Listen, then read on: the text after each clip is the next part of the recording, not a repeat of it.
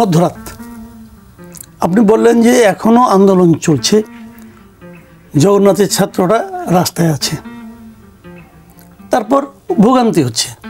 আমি যদি জগন্নাথের আপনার ওই কাকের যদি আসতে যাই, আমি আসতে পারবো না, আমাকে একটু ঘুরে আসতে হবে, এটা অবশ্যই আমার জন্য ভোগান্তি। কিন্তু যারা সারাদিন ওখানে আছে তাদের ভোগান্তি না, তাদের ভোগান্তিটাকে আপনি কী বলবেন? ওরা যদি আমার ভোগান্তির কারণ হয়, তাহলে ওদের ভোগান্তির কারণটাকে, সেই প্রশ্নটা আমি করতে চাই। এই সমস্যাটা সমাধান এক সময় হবে, যে সমাধানটা হবে সেই সমাধানটা আরো 2 দিন আগে হচ্ছে না কেন? হচ্ছে না এই কারণে ওদের ভোগান্তিটা যাদের হাতের সমাধান তারা ফিল করছে না। 2 দিন আগে যখন ওখানে একটা আন্দোলন হলো, ওই জায়গায় আন্দোলন হয়েছে, এই পাশ দিয়ে আন্দোলন হয়েছে, ওটা আরো সেন্সিটিভ ছিল, কারণ এখানে একটা 5 স্টার হোটেল ছিল, বিদেশি অতিথিরা আসতো। তাদের এখানে যে আন্দোলনটা হয়েছে, সে আন্দোলনকে তারা যেভাবে এন্টারটেইন করেছে, এদেরকে কি সেভাবে এন্টারটেইন করছে? এরাও ছাত্র অথবা সদ্য ছাত্র তো শেষ করেছে, ওখানে তো পুরা ছাত্র। দেখেন একটা আন্দোলন হচ্ছে, আন্দোলনে 3 দফায় কতটুকু যুক্তি আছে, যুক্তি নেই, এটা নিয়ে আপনার লম্বা বিতর্ক করেন, পরে কোনো সমস্যা নাই। কিন্তু তার আগে আমার কথাটা হলো, জগন্নাথে স্টুডেন্ট, টিচার, কর্মচারী, চাপরাশি, দারোয়ান এমন একজন লোককে আছে যারা এই আন্দোলনের সঙ্গে একাত্ম নয়? পাবেন আপনি? স্বয়ং ভিসি চলে আসছে আন্দোলনের মধ্যে, প্রক্টর এসে রাস্তার মধ্যে বসে গেছে। এতগুলি লোক, এগুলি কি কীটপতঙ্গ? কীটপতঙ্গ এগুলো? আমাদের এই যে মানে আপনার লটারিতে পাওয়া উপদেষ্টা যারা, এরা এদেরকে কীটপতঙ্গ মনে করে? কোনো গুরুত্ব নাই। আচ্ছা, তাদের এরা কি ব্যাপার? তাদের আলোচনা কি শিক্ষা প্রতিষ্ঠান নিয়ে? সিআর আবরার নামে একজন যে মানে প্রাণী, একজন এক ভদ্রলোক যে আমাদের এখানে আসেন এই বাংলাদেশে, টের পাইছেন পর্যন্ত? টের পাইছি, চট্টগ্রাম বিশ্ববিদ্যালয়ের সমাবর্তনে দেখেছি। কারণ ওখানে ওনার ছিলেন, মহামান্য ছিলেন, মহামান্যর সামনে যে না বসলে তো ওনার চাকরি কনফার্ম হয় না। একই স্টাইল, একই রকম হাত কসলানো, একই রকম স্তুতি, যেটা আগে হইতো এখনো হচ্ছে। এবং ওই স্তুতি বাক্য কে কতটা করতে পারছে তার উপর নির্ভর করছে তার চাকরির স্থায়িত্ব। ভাই আগে তো তার ওদের একটা জবাবদিহিতা ছিল মিনিমাম, এখানে তো কোনো জবাবদিহিতাও নাই। কোনো জবাবদিহিতা আছে এদের? কারো কাছে কোনো জবাবদিহিতা করতে হয়? আগে না জবাবদিহিতা নামে একটা নাটক হইতো, তাও হইতো রে ভাই।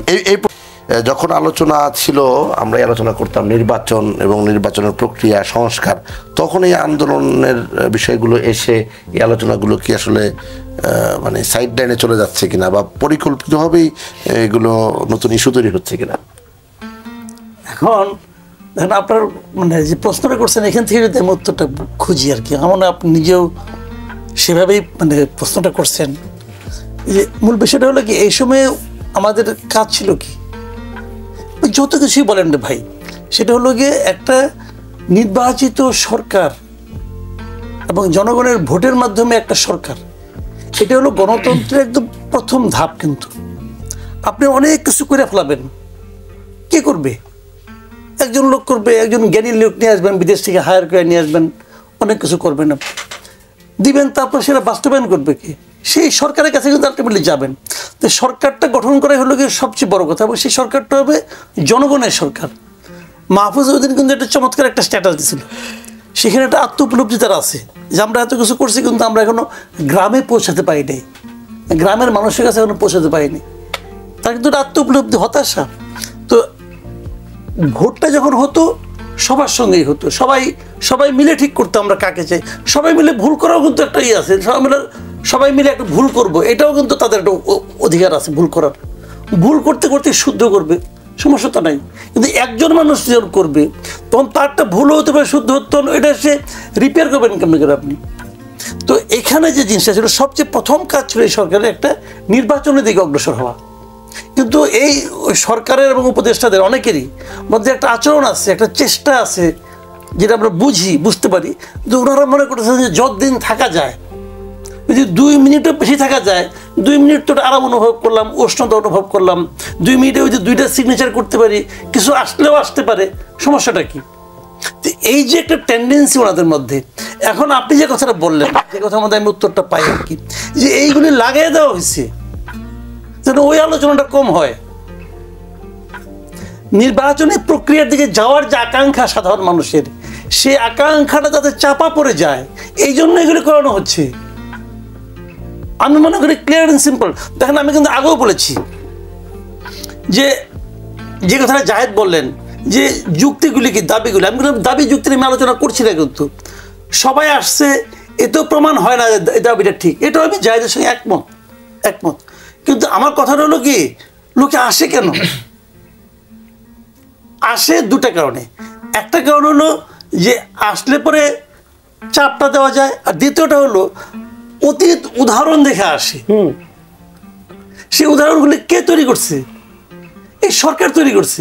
দেখেন, এটা তো বোঝাই যায় আওয়ামী লীগের কর্মকাণ্ড নিষিদ্ধ করতে হবে, এটা তো সরকার চাইছে করার জন্য, তার জন্য একটা অজুহাত দরকার ছিল। ওই আন্দোলনটা, পুরো আন্দোলনটা ছিল একটা পাতানো আন্দোলন। এটা কে না বুঝে বলেন? এত বড় একটা সিদ্ধান্ত ডক্টর ইউনূস কমপক্ষে আমার জানা মতে, আমি যতটুকু মনে করতে পারি, কমপক্ষে 3টা ইন্টারন্যাশনাল মিডিয়াকে সে বলেছে যে তার সরকারের কোনো পরিকল্পনা নাই কোনো রাজনৈতিক দলকে নিষিদ্ধ করার। উনি বলেছেন। এখন উনি কাজটা করবেন, তাকে ওই সংবাদ মাধ্যমগুলো প্রশ্ন করবে না? আপনি তো বলছিলেন, আপনি করলেন কেন? তো তার জন্য একটা অ্যালিবাই দরকার যে আমি কেন বলবো। তখন সে বলছে তোমরা একটা নাটক করো, আমি বলবো ওদের চাপ আমি করে নিচ্ছি। এবং এই নাটকটা হয়েছে সম্পূর্ণভাবে সরকার প্রযোজিত, হাসনাত আবদুল্লাহ পরিচালিত এই নাটক। 2 দিন 2.5 দিনের নাটক শেষ হয়েছে সফলভাবে।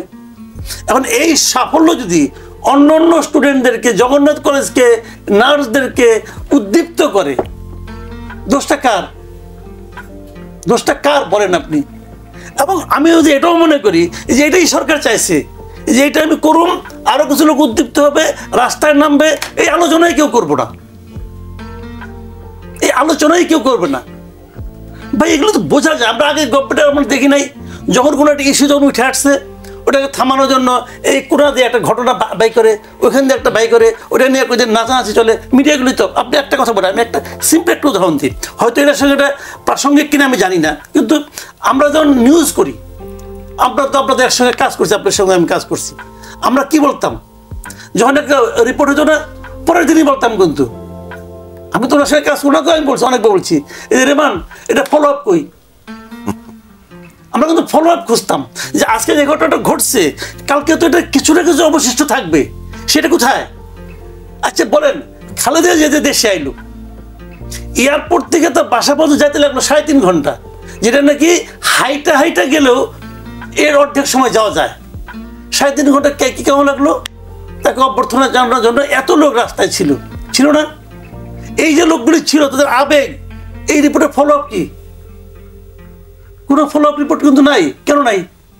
কারণ তখন তো অলরেডি হামিদ মিয়া গেছে, ওই ইস্যুকে কেন্দ্র করে হাসনাত ভাই খারাই গেছে, আইবি ইস্যু আসলো, পটাপট কতগুলো ইস্যু নিয়ে আসছে, কিন্তু ফলো আপটাকে থামানোর জন্য।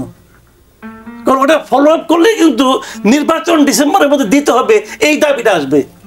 ওই দাবিটা আমি শুনতে চাই না